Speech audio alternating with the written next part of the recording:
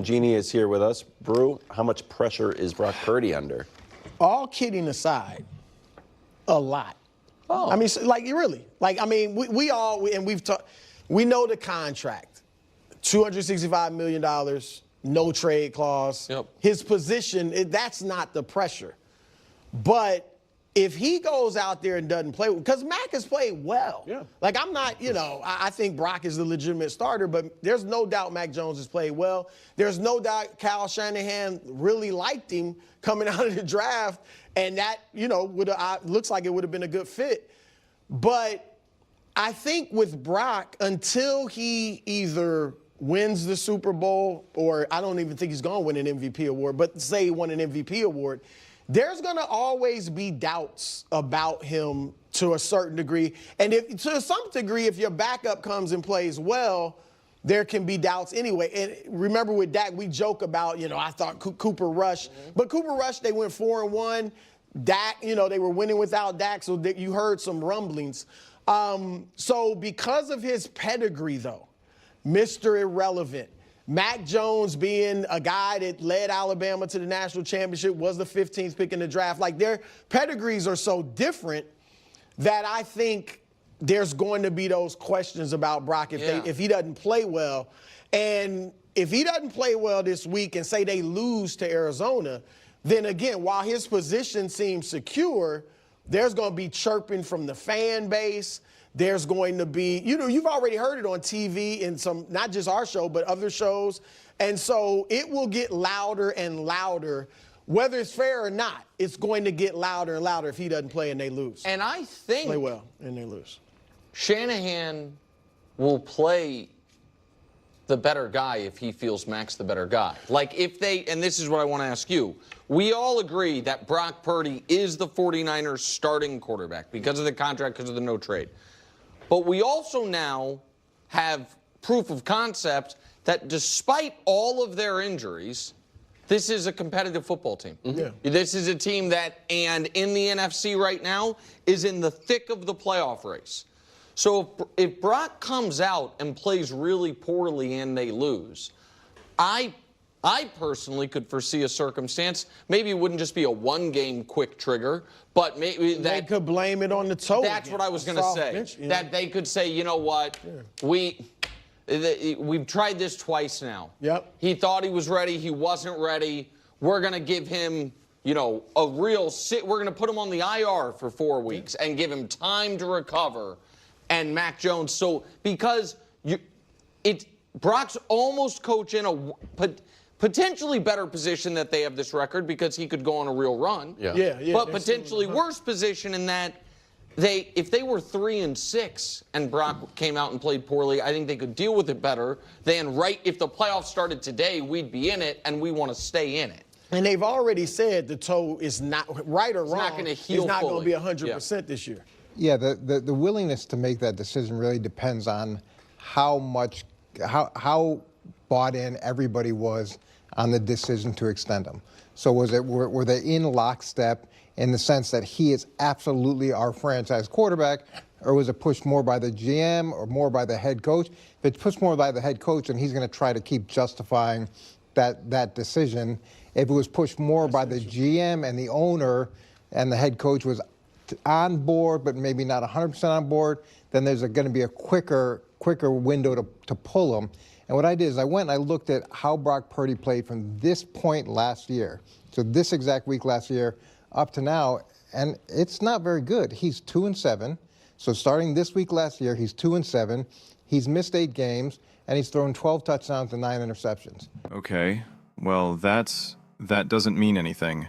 Well, that's just random. It's a random sample size, like of when this team was decimated with injuries. Like I and Shanahan was not doing a good job at that time dealing with injuries. So I don't even know what he's talking about.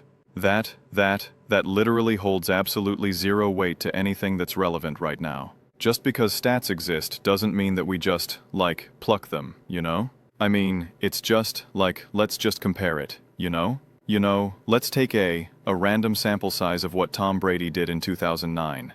Weeks 7 to 10 and weeks 14 to 16. Those definitely have numbers. He definitely has a completion percentage and some touchdown passes. Just think about it.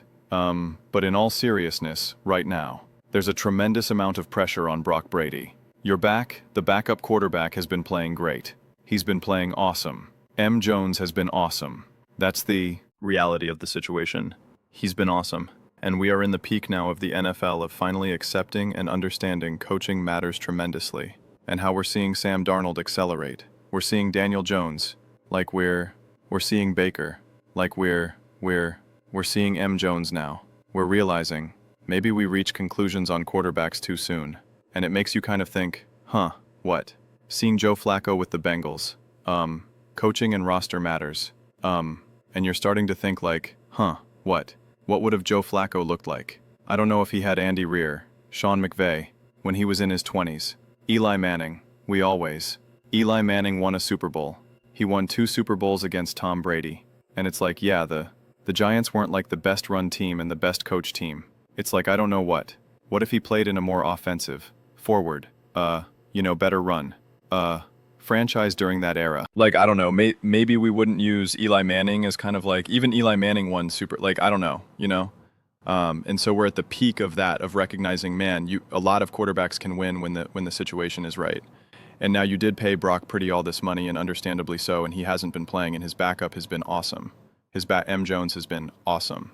Absolutely. And now Brock Purdy enters and doesn't play. Awesome. Yeah, and no one wants to hear, well, he's not 100%. It's like, okay, well, if you're not 100%, then don't play. Fans aren't going to say, oh, well, we paid him this money, we got to get him out there. No. So then if you are healthy enough to be great and you're not, then it's like, well, what are we doing here? So there's tremendous pressure here. And Brock Purdy knows it. He feels it. Absolutely. And it's not like, right? Like where Brute was saying, it's not pressurizing like his job's gone, this or that, like. But it does get weird. And it does get weird fast. It really does. Even though they did pay him a tremendous amount of money, and Daniel and M. Jones has made himself a ton of money right now. A ton of money. But like M. Jones didn't look like this with the Jacksonville Jaguars, and yet he could still be great other places. And it still doesn't minimize what M. Jones does individually, or what Brock Purdy does individually. Coaching, roster, and quarterback is a very mutually beneficial relationship. It is an 8-way street. I mean, like, it is just the most delicate dance out there. We always like to pluck and say, wow, so-and-so wasn't great in New York, and so it's clearly all Shane Stein. And that's what they said about Sam Darnold. Then Sam Darnold goes to Seattle, and he's having a lot of success. But then we're also like, well, hey, Seattle's a good team and a great coach and this and that. And it's just like all of these things are true. A quarterback can't be great without a great coach and a great roster. And a bad quarterback can be pretty good with a great roster and a great coach. Not so great when you're with a bad roster and a bad coach. And a great quarterback can be pretty darn good with a bad coach and a bad roster, right? Like it's all of these random combinations of what you can see. But we try to really make them have such defining character. Oh, this is proof that Brock Purdy is not that great. Look what Mac Jones is doing. And it's like, that's not necessarily the answer. Because again, that's what they said about Sam Darnold. Look what Kirk Cousins was able to do. Yeah, Kirk Cousins is a really, really, really good quarterback. If you give him a great coach and you give him a great roster, he's going to be able to succeed at a very high level. Yeah, glad we got that figured out. So, it's just a weird situation for the 49ers right now. And it's a weird time of how people are starting to reach conclusions about how good or not good an individual quarterback is. Like that's the interesting situation here.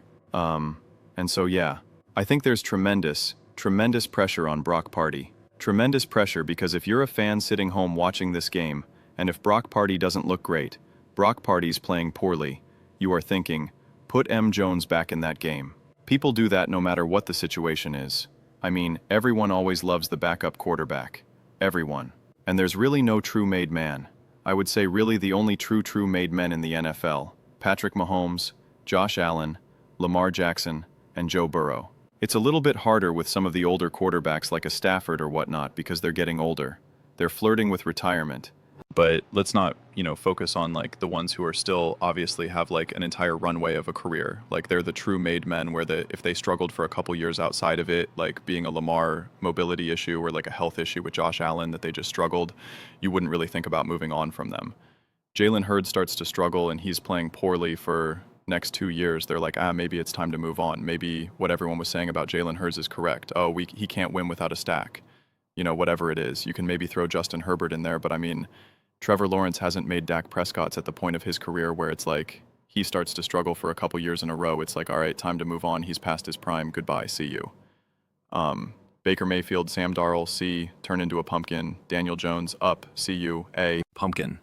Baker Mayfield, you had a good little run for a couple years, but he's too small. Kyler Murray, not a made man. They're like, all right, we gotta get this guy out of rather have Jacoby Brissett right now. And so, like, no one's really, I'm sure I'm missing a couple quarterbacks off top my head. So if I did, don't yell at me in the comments section.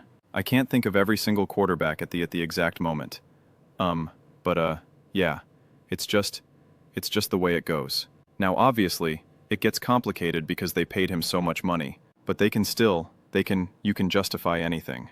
But this is you either win or you don't. And so, and again, I'm a believer in Brock Purdy. Make no mistake about that.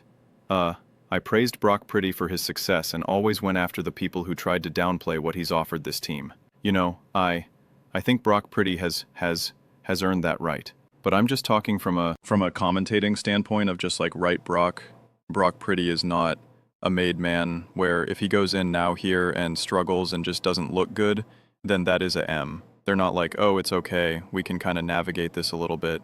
Patrick Mahomes steps in there. If Gardner Minshew, I think Gardner Minshew's their backup quarterback now, but you know, if it was Gardner Minshew last year, Carson Wentz, no one's saying if Mahomes steps in there and he starts to struggle, and even if he did, I'm sure there would still be some fans of kind of like, well, maybe he's not healthy. Like they would give it a little bit more of an excuse. Oh, Mahomes doesn't look good right now because he's banged up, so, you know, let's just stick with Gardner. Let's just stick with Carson or something. But like his job wouldn't be at risk, obviously. I don't think Brock Purdy gets that benefit of the doubt as much as, say, a Mahomes, and understandably so. So yeah, man, massive amount of pressure on Brock Pie. Just the way it goes. It's just the way it goes. But those are just my thoughts. I'd absolutely love to hear yours. What do you guys all think about Brock Purdy? How much pressure do you think is on him on Sunday? Let me know your thoughts in the comments below. I read every single comment. So, you agree with me or disagree with me? Either way, let's get in some discussions. Let's get in some fights. But ultimately, let's just have some fun. And please do consider subscribing. We are building an amazing community here and absolutely love to see you part of it. I want to build something that we all genuinely feel connected to. Something that we're really excited to be part of. I think we're well on our way to doing it. Please don't forget to give this video a thumbs up as it really does help with the visibility and the algorithm. Thank you so much. See you next time.